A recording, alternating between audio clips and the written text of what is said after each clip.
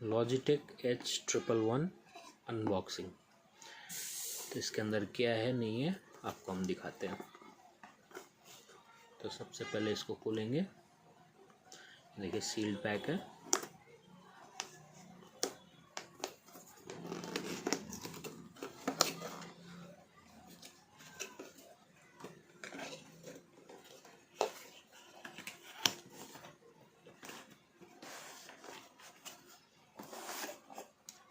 तो बॉक्स के अंदर देखिए अपना हेडफोन्स है और एक लीफलेट है,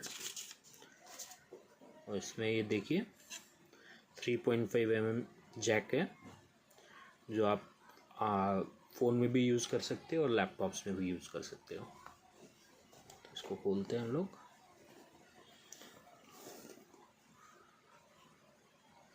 तो यहाँ पे देखिए आपका माइक्रोफोन और एक सिंपल सा हेडफोन है। तो ये है अपना Logitech H111। Thank you for watching the video. Video पसंद आए तो please like share and subscribe.